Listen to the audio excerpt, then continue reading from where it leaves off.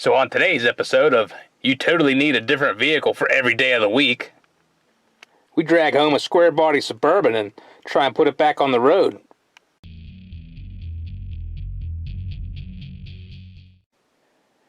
Now people may say, was another vehicle really necessary? You don't need that kind of negativity in your life, alright? So this whole project started off when I heard about an auction coming up for one of these Suburbans. Now, I'd been kind of keeping an eye out for one for a while. Not too seriously, but you know how that goes. Anyways, the auction in description said it was a Southern vehicle originally, very minimal rust, etc., etc. You know how auction listings are. And we decided to end up bidding on it. Well, sure enough, ended up getting it and had to drag this thing home. Trailer wasn't big enough, and also the boards were rotted through on it. So I had to do some last minute replacement on the trailer, fix it up, get the trailer down there, drag this thing home. I guess it's time to find out if we made a mistake or not.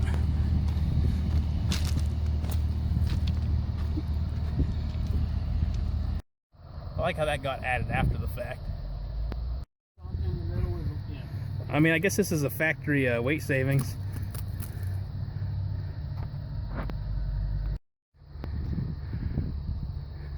Definitely not sketchy. Gotta say, that thing was a lot heavier than anticipated. And the almost 25-year-old tires, well, they was hurting a little bit, but they made it. The old tires were getting a little bit warm.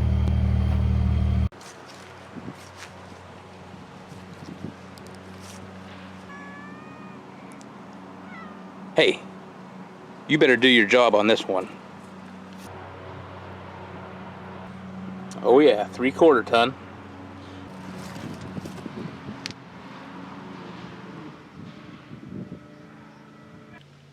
Now this was a Southern vehicle, allegedly. Now it ended up spending a few seasons driving in the salt wastelands of the Northeast. And all that rubberized undercoating that was done in good intentions is now just, trapping rust and accelerating rot. I mean, it's not quite as clean maybe as I would have hoped for, but it's still pretty solid overall. I mean, geez, anything you find around here locally is generally completely rotted out.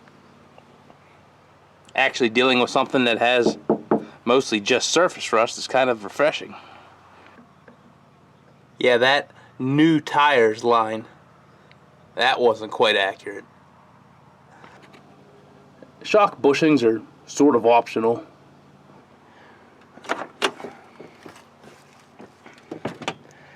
Might be a couple of spots down here on the floor where everybody's feet had drug in salt. But other than that, I mean, the interior is still pretty worn.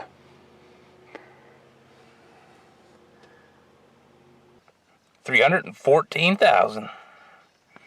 Yeah, that's a good sign. When you've worn through the rubber and are wearing into the metal on the brake pedal, it might need a little bit of interior detailing. But the most surprising thing about this interior is that it doesn't stink or have any weird smells to it. Usually everything's got a bit of a mold smell, or, I would have almost thought the mice would have been in here with the amount of dirt, but seems like they've been kept out. Looks like that's the one spot where there must have been some water getting in, so we're going to have to take care of that. Wow, this thing is like totally 90s. It's one of those behind the head sunglasses straps. We'll have to save that. Back in the days of hood ornaments. I mean, that rear headliner might need some help. It's got a standard level of acceptable missing pieces inside. And that's one of the prices you pay for a Southern or Western vehicle, is no rust, but usually the dashes are all destroyed. That old Sony, she might have seen better days. Came with an extra oil filter. I mean, heck, that's almost worth the premium you paid. The biggest thing missing with this whole vehicle is there should be something right about here and right about there. Now, being a 1990, this is almost too new for me. However, apparently they didn't change the style up much on this, series of GM vehicle for a decade or two. It still feels old. Might not be a foot clicker high beam, but there's still metal dash pieces all along the bottom. And wing windows. Just ashtrays everywhere. There's a surprising lack of play in the steering, but we'll find out once it actually gets back on the road. Man, this thing is loaded. Power locks, power windows, probably nothing works. If the air conditioning actually works in this thing, I don't know what to say. Doors ain't too bad.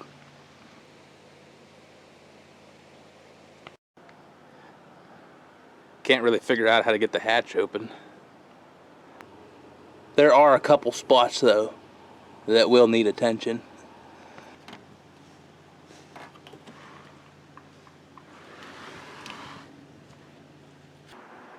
Checking out the roof. Well, that might need kind of fixed. That corner's not even connected.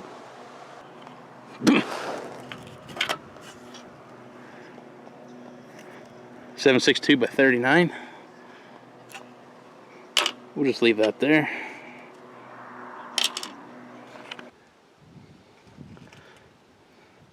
Here it is in its once formerly rust-free glory. Road salt's definitely taking a toll on it in a hurry on all the exposed and uncoated parts. That is such false advertising. Most of the metal is still hanging in there though. Yeah, the washer fluid's full. Lucas oil stabilizer. I guess it's always a good sign when you've got random bottles stored in the fender wells.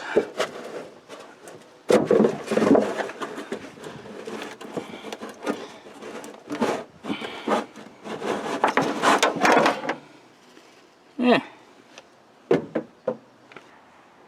Now the problem that we appear to be having is it cranks over, won't fire unless you put spray down it. Now I didn't try that yet because I just bought it and picked it up, and the battery appears to be shot. But when we do hook up the old jump pack, fuel pump sounds like it's running. We haven't verified if there's fuel pressure yet. And one other major problem that we're fighting is there is an aftermarket security system hooked up on this thing. Now I've already disabled the speaker to try and make life a little bit less miserable. So we've got red warning lights. I've been trying to read the instructions, but of course there's no easy way to disable it. There's like a toggle switch and a button and like... So let's see here what happens with... Well, that sounds great.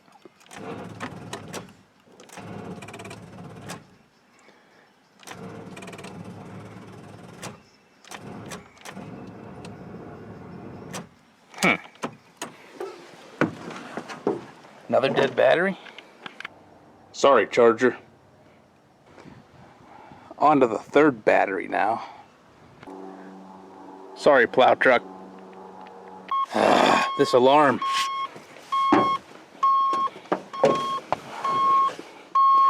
It's gonna be the end of me.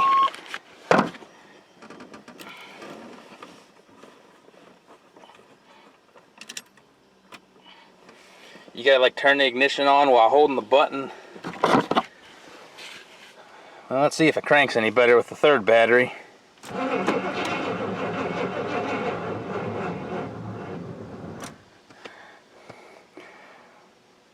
Well, unless we're just really running low on batteries around here.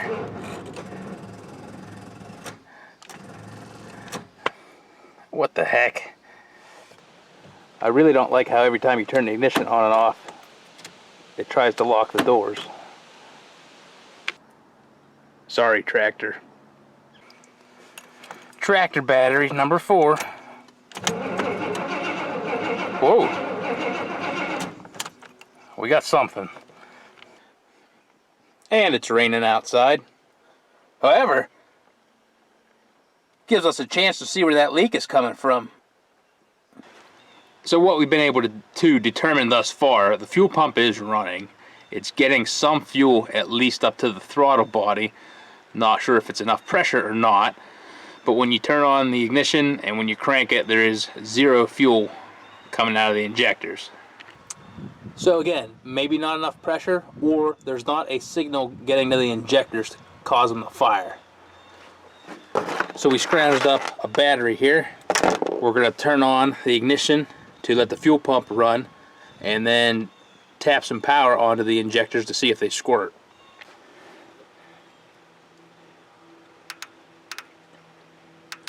So the fuel pump actually shut off, but if you've seen that, when you hit the injector, it's actually squirting fuel in. So I believe we have a signal problem. So we were able to verify that the positive sides of the injectors actually had power to them upon reading the ECM grounds one side of the injector to fire it. So we've got power going in, but we don't have a grounding signal coming from the computer or the ignition or whatever. Now maybe we'll throw some more spray down here, but apparently when this thing was running on spray, should be getting signal from the distributor to fire the ignition. So hopefully the signal coming from that to fire the ignition means that at least that part's working for the injectors. Somewhere in between though, it ain't making it.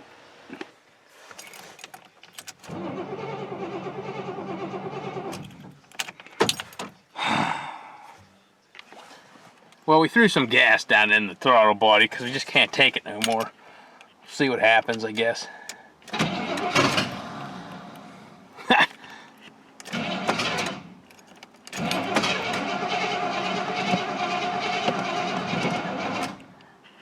She'd go. We just gotta figure out why the check engine light is not coming on. Something's wrong with the ECM. Still trying to get this door window to work.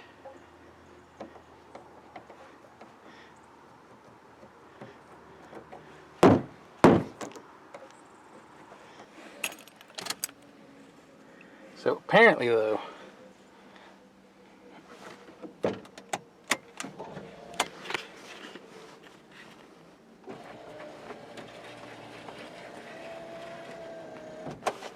well, that works.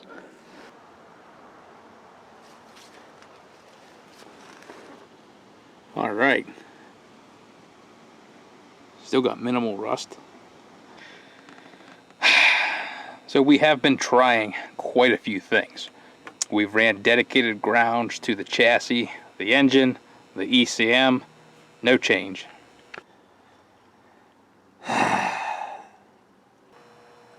Double checked that one inline fuse. It's still good. We're going to verify that it has power. Looked for loose wires. Verified again that the injectors do work. She sprays.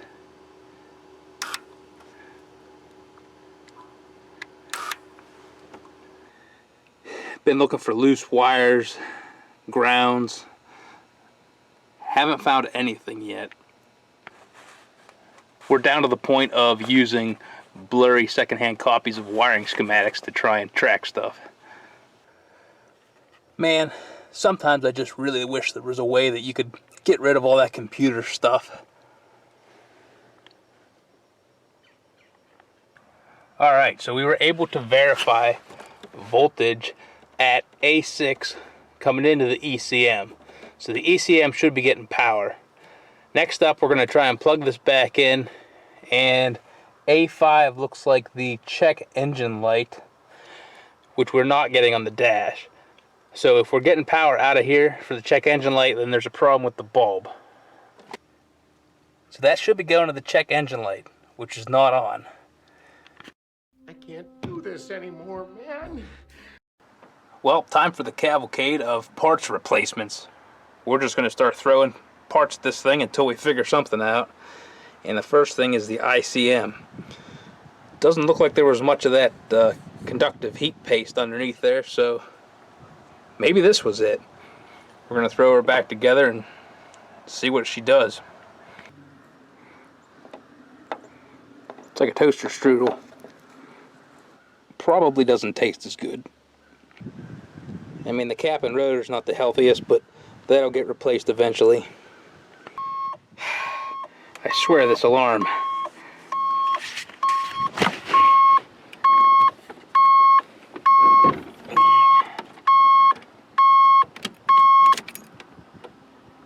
New ICM. Might be a little bit of fuel still sitting in it from when I was hitting the injector. We'll give it a shot.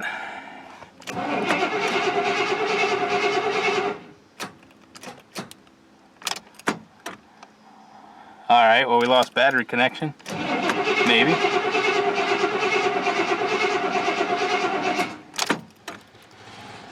Say that's a no. So the struggle continues. And this one's going to hurt even more. Yeah, that hole up there is a brand new remanufactured ECM. And since we shelled out the bucks, I'm sure this isn't going to be the problem. Alright. Oh my. Never thought I'd be so happy to see a check engine light. Well, here goes nothing.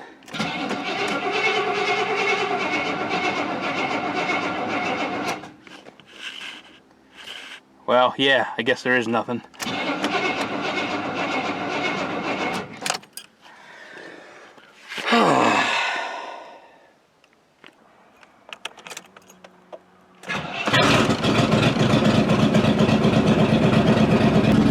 Well, we jiggled the ICM wire one more time and look what happened.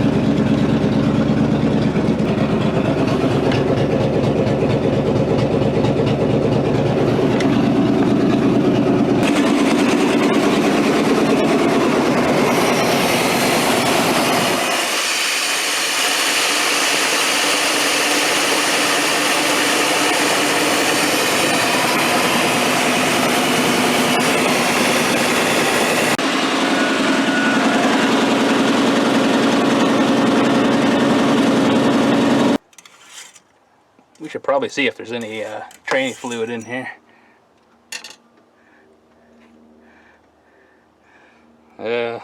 Maybe.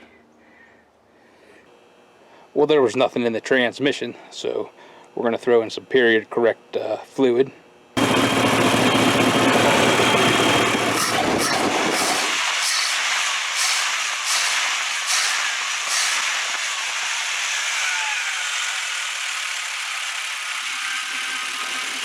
Alternator's going.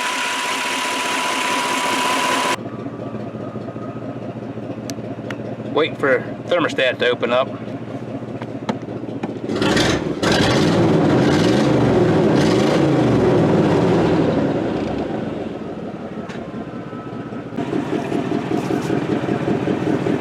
So we got exhaust out of the one side.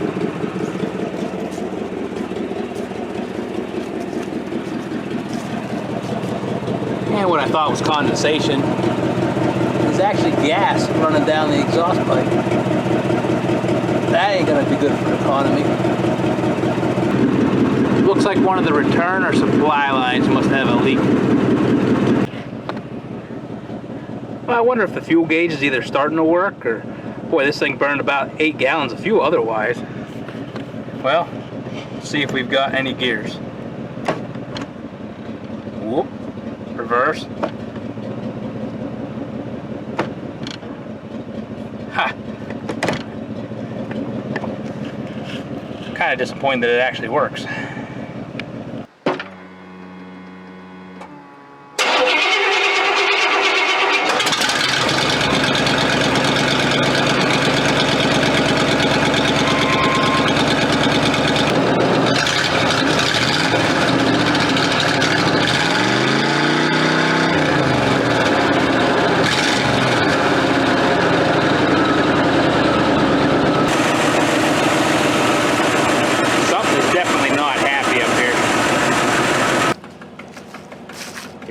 2500 HD. Yeah, this doesn't care about a half-dead battery. No burnouts today. Just moving equipment. Put an alternator.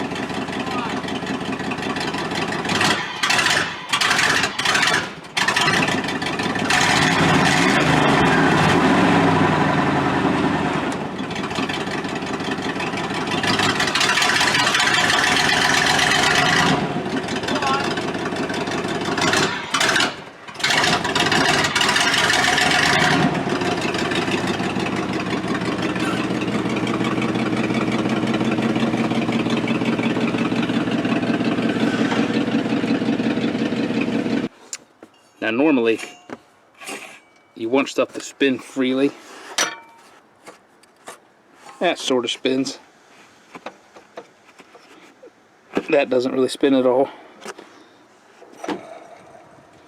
We're going to pretend that that's not noisy.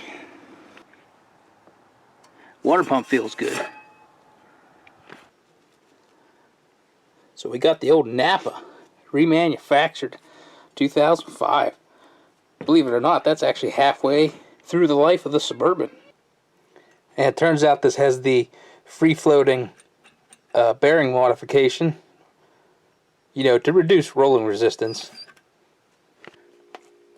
We're going to throw an alternator and some pulleys on there just to try and keep this thing running enough to keep it mobile. Because there's nothing worse than a beached whale. And this is a case where Rock Auto really came through. It was way cheaper to buy the entire kit here. Tensioner, idler pulley, belt, $22 for the whole thing, all made in USA. If you piece these out individually, it'd be like 3 times that. Not sure why, but these were on sale. And the parts just keep coming in. You'd swear this was Christmas. Except I paid for them.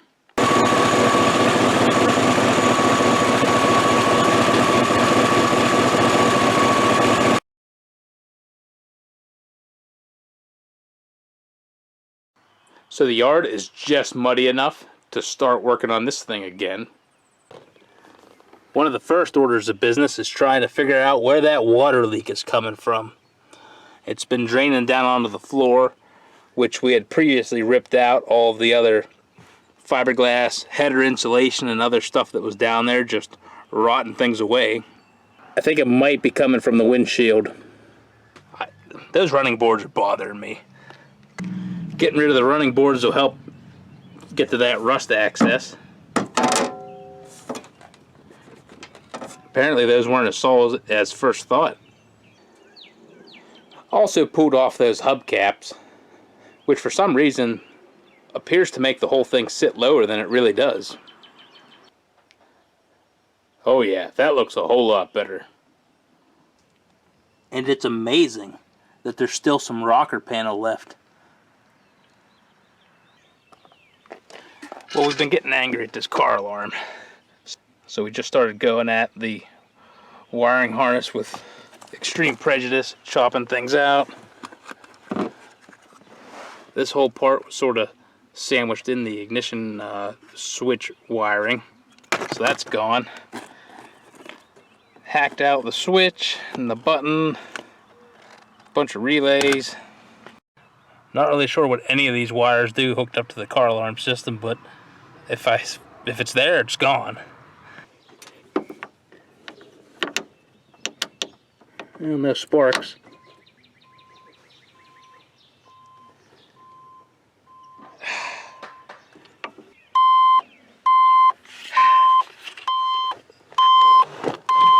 This thing's gonna be the death of me.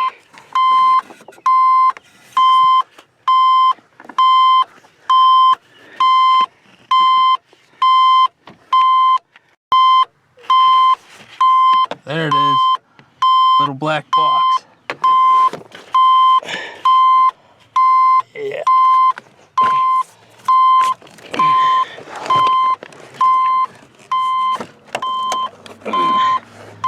Some strong wiring. I don't know how many more parts I can rip out of this thing. I think we finally found that. I'm starting to get slightly concerned that we're just cutting and this thing's not going to start up. Only one way to find out.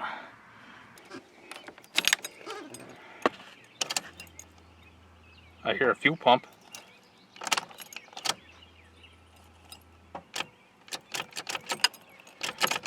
Yeah, we got nothing. Well, we got a wiring diagram, and there's a couple of wires just hanging there, lonely. Looks like the white and red starter key, white starter motor. I have a feeling that this is an interrupter, and it disconnects your starter wire signal. So we're gonna temporarily just twist those together and see if we get it to start. Alright, that's factory. Alright. Well, see if it starts. Perfect. You gotta appreciate how the method to bypass the security system is written on the security system.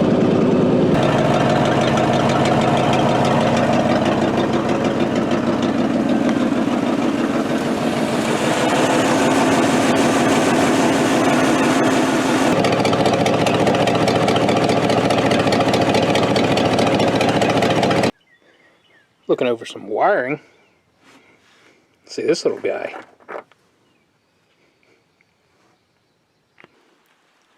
Well, it's apparently monsoon season, but we're still trying to get some work done on the old Suburban. It's jacked up now on the stands, and I gotta admit, I kinda like that 2 inches of lift. We might have to incorporate that into the suspension later.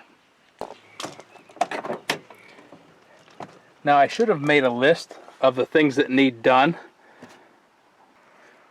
So I randomly just bought all the parts that we thought we needed, and we're going to have to start going through the boxes, figuring out what needs done. I mean, obviously, subwoofers are top priority.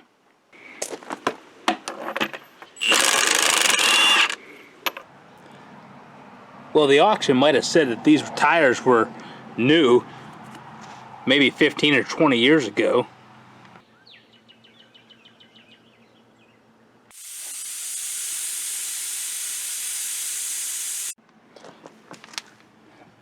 It's been a minute since those wheels have been off. And even though this thing's a 3/4 ton, don't think there's quite enough arch in those springs. I want to say that's a little bit too much negative arch. I'm usually a fan of the access panels, not so much in this case. Look at that road brine just inside there festering. Once it gets a hold, it never lets go. You can try and paint over it, but it's always in the metal. It just vaporizes aluminum. Once we get things like the gas tank dropped out of here and all the remnants of the exhaust chopped out, we're going to power wash all of that old undercoating off and try and get as much salt and road brine cleaned off as humanly possible. We now have the perfect opportunity to try out my new sandblaster. And by new, I mean really old. Yeah, that's a solid machine.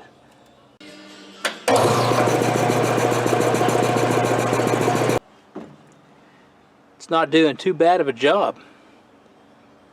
Definitely a little bit easier than using the wire wheel on the grinder.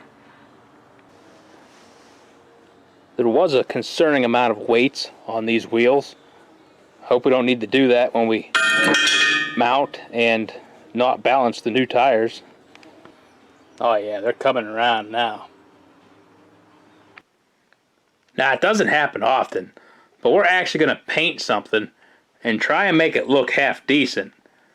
And this means quality preparation and supplies. And nothing says quality like generic spray paint. I mean, this stuff's only like 12 or 20 years old.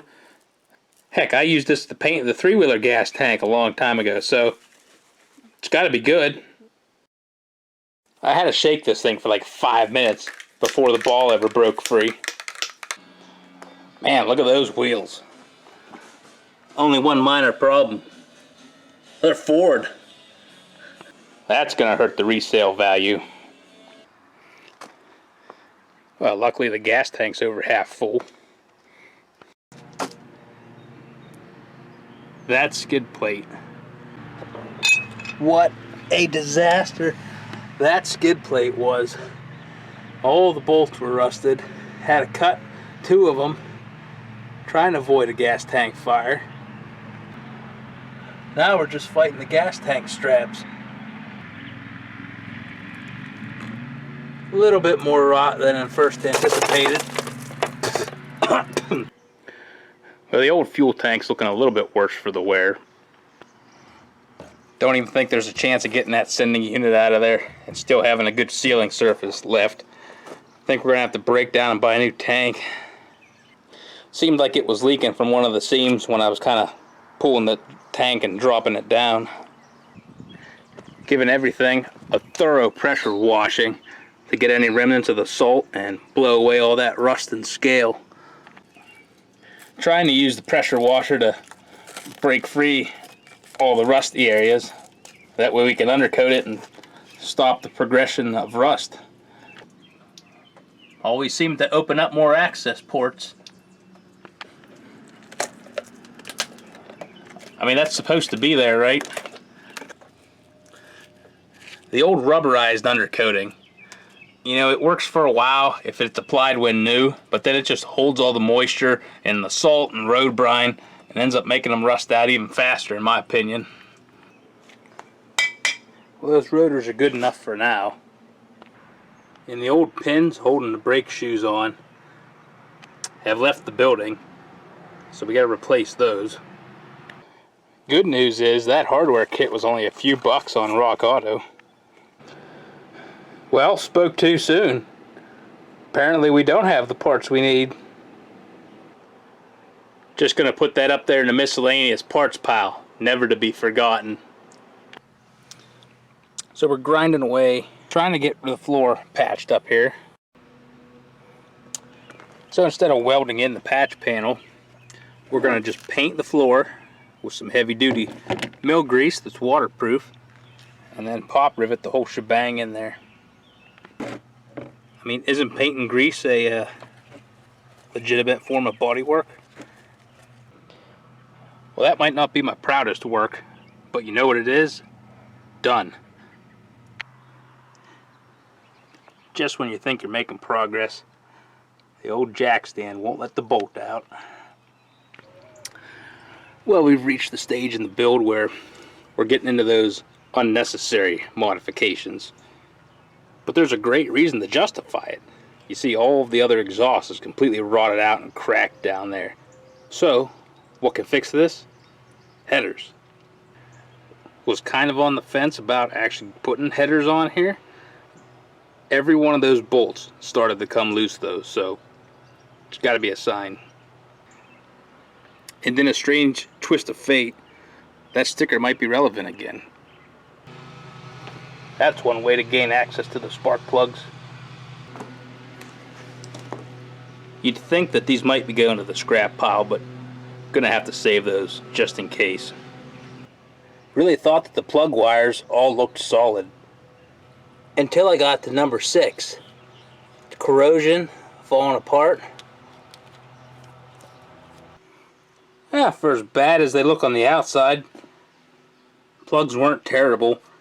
Might have a couple that had a little bit of fouling. We'll have to keep an eye on that. Yes. This is kind of like Christmas time.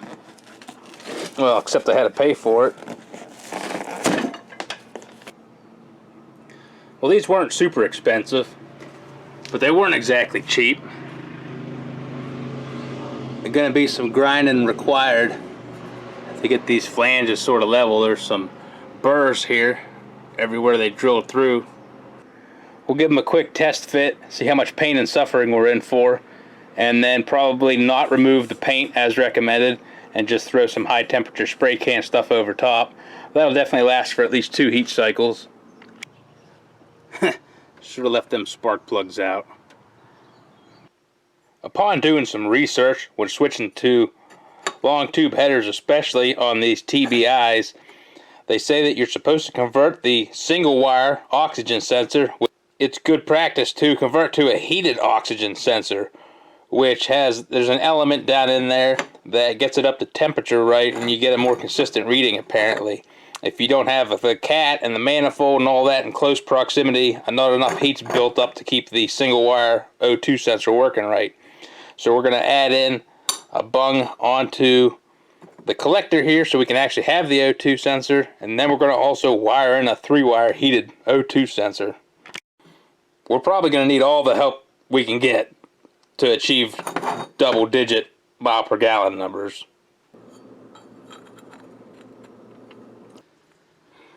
Well, not the prettiest, but should get the job done. And I just realized that I'm not sure if the flange is going to fit over top of that. Whew. Got lucky there. I mean, it doesn't get a whole lot closer than that.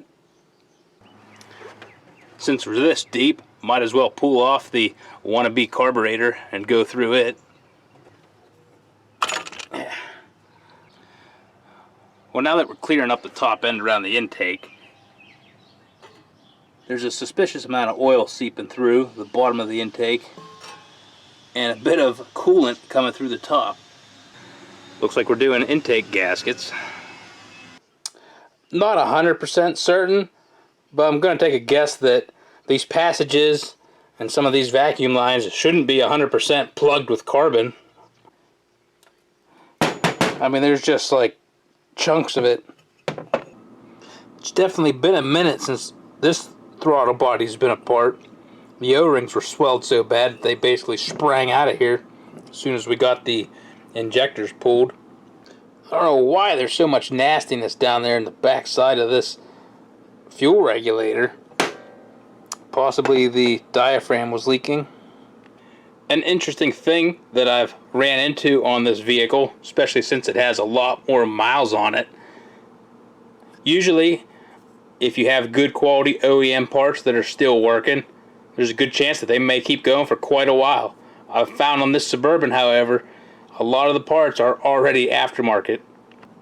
So that throttle position sensor, we had a dead spot right when you gave it just a little bit of throttle. Maybe it was something else, but it felt suspiciously like a throttle position sensor that wasn't getting feedback until you got just enough travel. So we're going to throw this old cheap aftermarket as a spare and try and put something decent quality in. And like the rebuild kit for the throttle body, really wasn't even that expensive. It was maybe a couple of bucks more to get the name brand. Alright, so we're in the middle of this TBI rebuild and get to the stage where we're messing with the fuel pressure regulator. Realize we don't have one of them fancy adjustable ones. Hop on the old eBay, $99, 90 bucks for an adjustable one of these? You gotta be kidding me. I ain't paying for that. And if you take a look down inside here, there's some suspicious threads already present.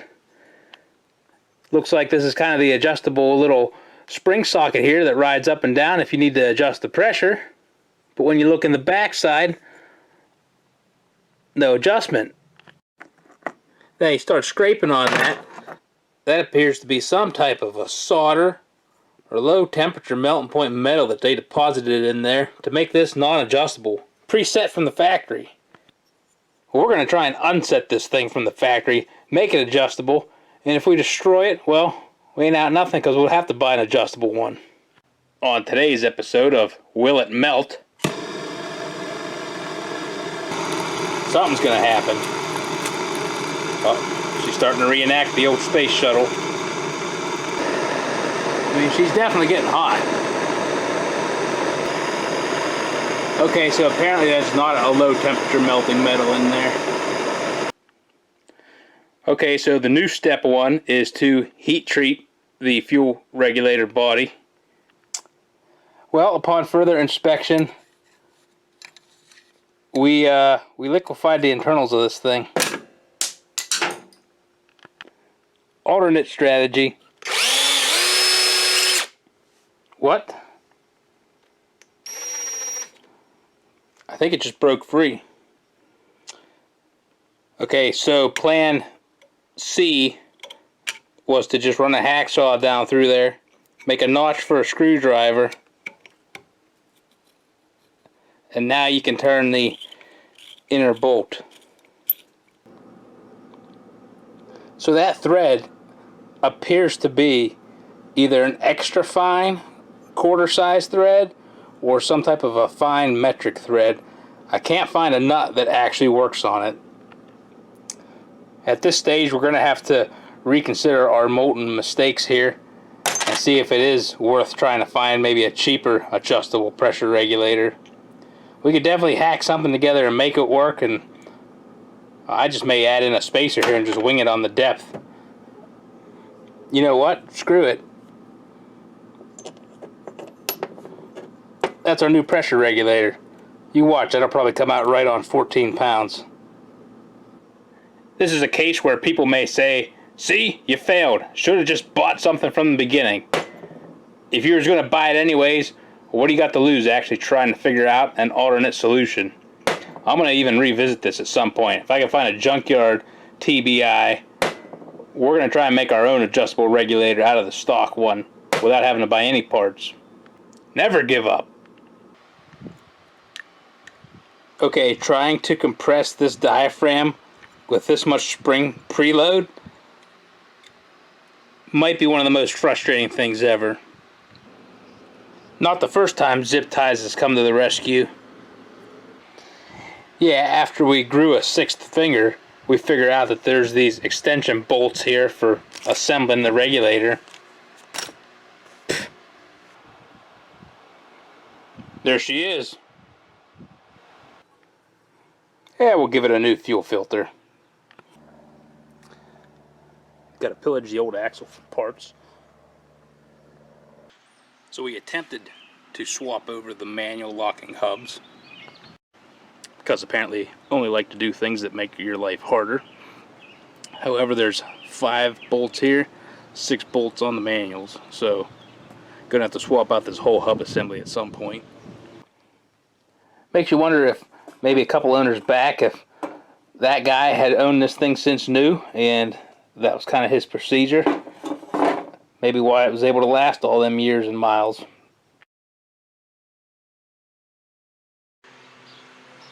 Man, look at them tires.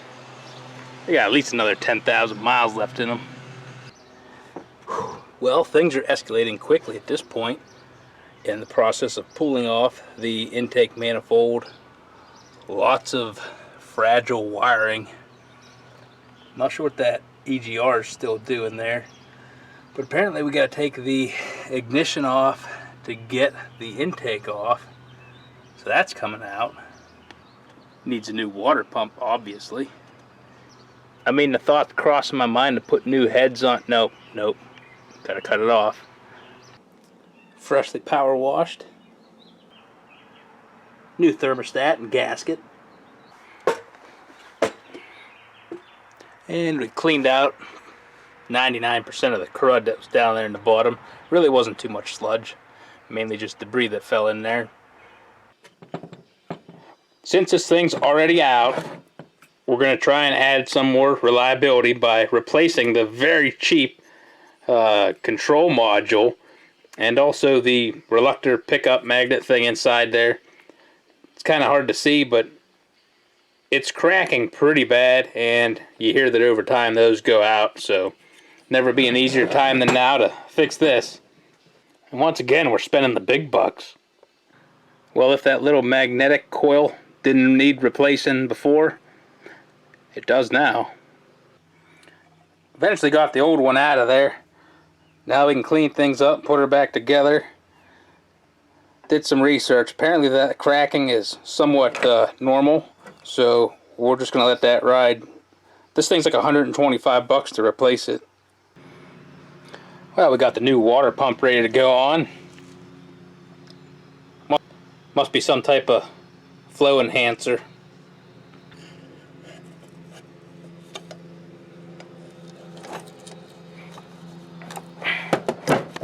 Come on. That shouldn't be wedged in there that hard. Ah, maybe that's factory. Well, that fitting's either going to come out or it's going to go. That's what I thought. Of course you forget to swap the studs over when it's easily accessible on the bench. Intake's coming together. A little bit of a disturbing amount of gap underneath in the valley there. You know, I didn't put a entire industrial size tube of RTV in there, which is usually the right thing to do. Apparently this intake needed more. I've just been spending way too much time chipping off all the old paint and rust. Everywhere you'll find pieces of original paint that may look intact, but underneath of it the rust has crept in. So you got to break it free, and we're going to have to undercoat it. I mean, I will say it's definitely still a very solid base to start with. Of course, there's always a lot more than meets the eye when you start tearing into it. And I was kind of feeling bad that this might get occasionally driven in the wintertime. But after seeing the condition it's in, I mean, if we can at least halt its degradation to this stage and keep it undercoated well, I mean, it's no longer mint. Let's just say that. So she's going to get put back to work the way it was intended. Mystery wire. So we're starting off undercoating up above the tank because that's going to be the least accessible area once we put that in. Well, we got the old tank going back into place. Definitely a lot easier when all the fuel lines are new. I mean, you really don't need yoga when you get to try and squeeze into the spaces in the frame. Yeah, really glad that everything is nicely coated and greased right about now. Oh yeah, gas tank. That's custom color on those straps. It's what we had on the shelf.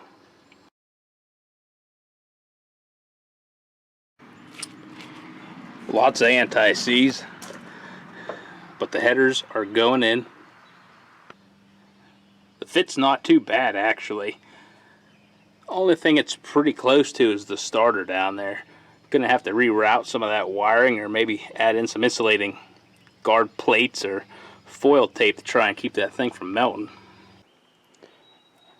Had to do some weight savings on the old dipstick tube bracket.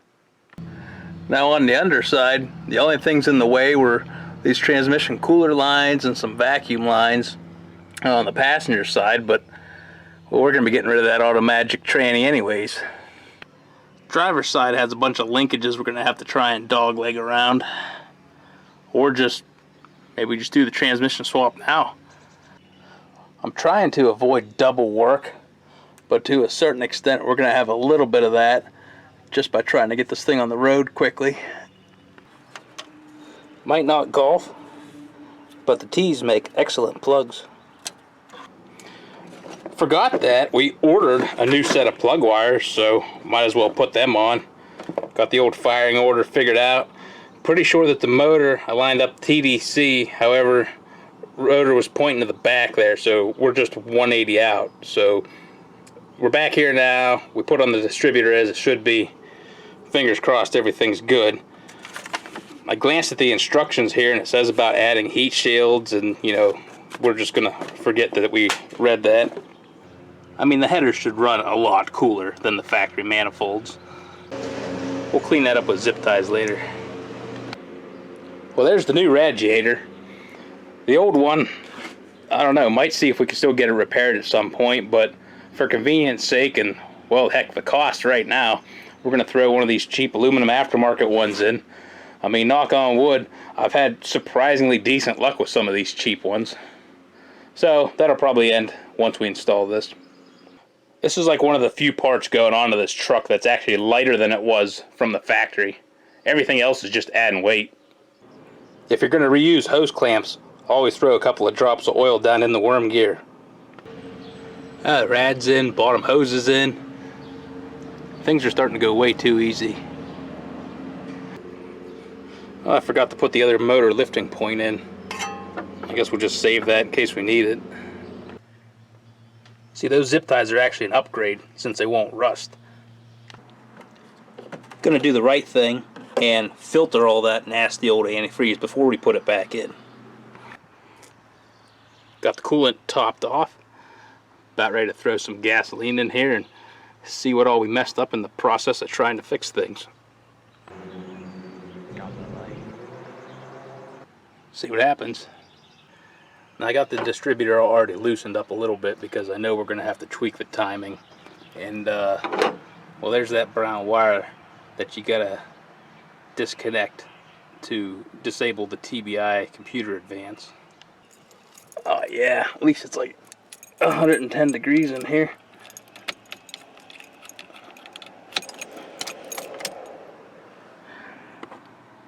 Something's working.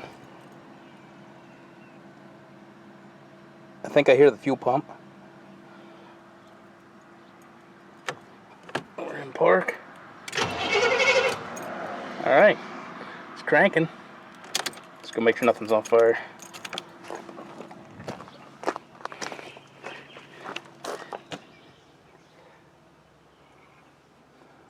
Well, so far so good.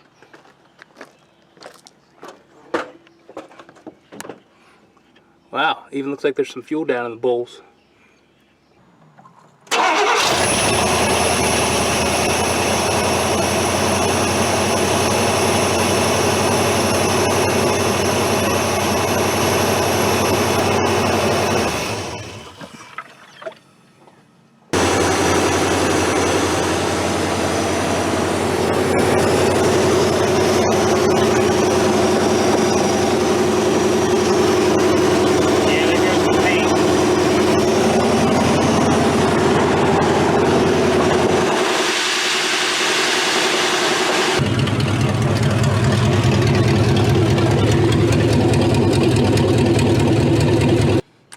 Now the motor runs, and we're trying to get the timing dialed in. Got a slight fuel leak though. We can't be having that with fuel prices these days, so gonna have to fix that right quick. So what we got going is tiny little pinhole on the main feed line, about 2 inches up from where we spliced the rubber hose. So we're gonna have to cut out more steel and add a piece of rubber extension hose. Since this is only like 15 psi, you can use regular fuel hose for this. So the first supply line had a leak right there in that pitted area. Fixed that, ran it for a bit, discovered another fuel leak in the return line, and this one looks really good overall, except there was one little patch of a rust spot, and that's where it was coming through. Normally I would have just replaced the entire fuel lines. However, the vast majority of them looked really good shape, but would definitely rather catch this stuff now than when you're out on the road and trying to fix it, you know, in a parking lot somewhere. Now the brakes do work. However, that hose has definitely seen better days. So to get this thing through inspection, gonna have to replace at least that one and see how many other components we break along the way. Well, maybe that brake hose isn't in such bad condition after all. On this chapter's episode of 5 Beers Deep Restoration, we're gonna try and fix these little emblems that fell off the side of the Suburban. Now I would assume that this at one time used to be red. However, this whole emblem has sort of faded and deteriorated to the point of, well, clarity. So we're going to fix that. Get some Scotch-Brite, rough up the insides here. Get some rubbing alcohol. Get some drinking alcohol. And a red paint pen. I mean, this level of restoration doesn't happen often here, but it's raining outside. Not a whole lot else you can do right now. Well, it's not going to be perfect, but yeah, good enough. The exhaust is just going to be a mix and match of random parts. I had these S-bends left over from the Charger exhaust, and those were in the scrap pile from the old exhaust, but they're going to get reused. Oh yeah. Glass packs. #1 favorite amongst neighbors. So we got all the scrap pieces going together. Don't worry about them welds. I mean, they might not be consistent, but at least they're ugly. So we're attempting to do things right and making another cross member here to hang the exhaust on.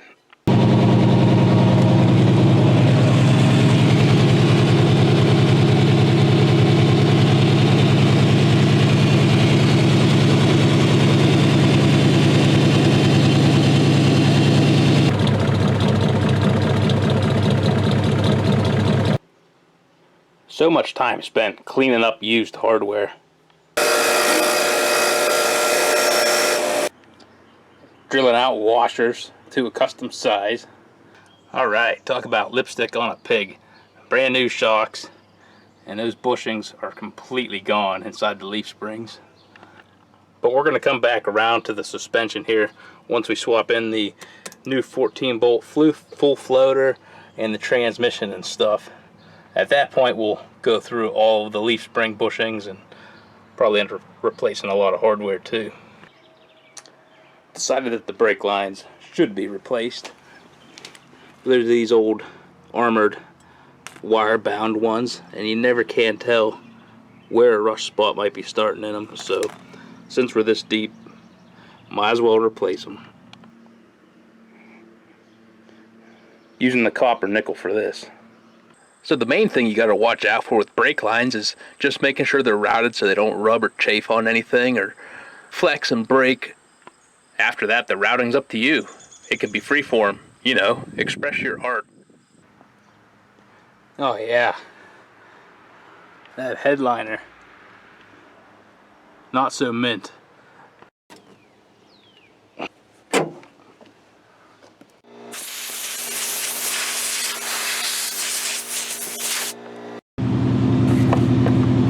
Salvaged the mirror out of an old Toyota.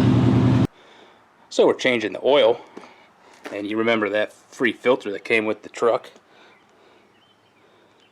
Gasket is not the same.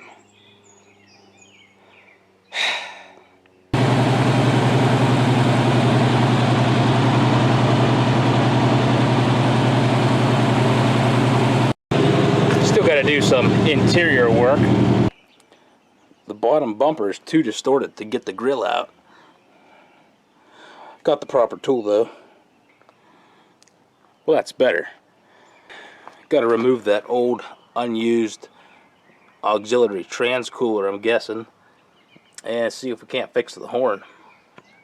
The one headlight's bad too. Look at that floor. That's a lot cleaner now.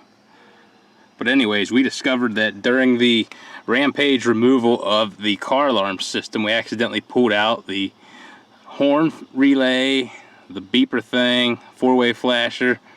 Apparently you need all of that to function. Don't worry about that.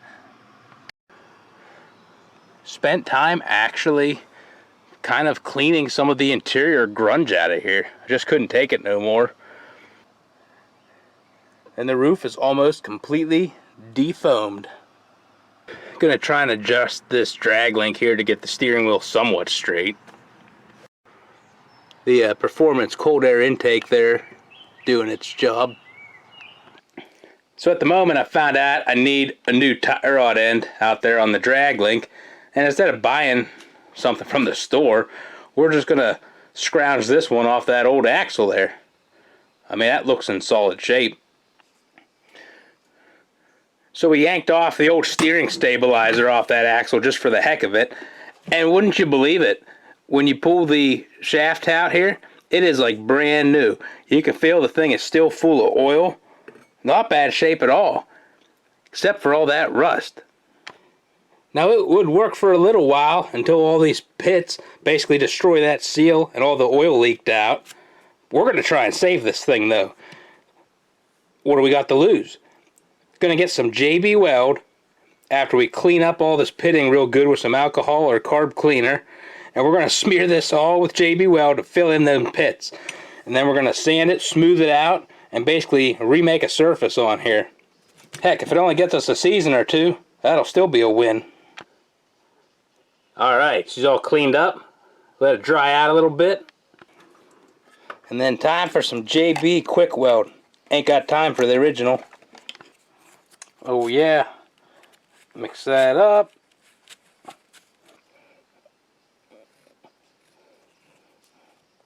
Screw that. We're just going to use our finger. There you go. A nice skim coat of some JB Chrome. Guaranteed 30-30 warranty on this. 30 feet or 30 seconds. Maybe that's kind of being generous. We'll let that cure up real good. Hit it with some fine sandpaper. We just saved 20 bucks. Just taking off the highs with a file. All the pits are filled. Give it some preservative grease. So we got a heavy layer of groil just coating everything. Along with all the miscellaneous wiring diagrams and anything you might need to try and fix this thing on the side of the road. We've got a period correct 1990 road atlas. Well, we got the full toolkit here for a test drive.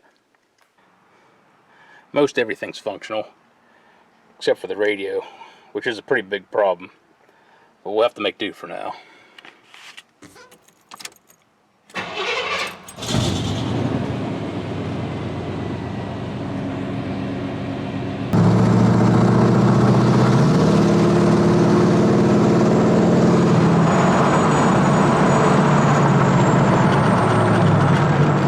Gotta get the brakes seated in.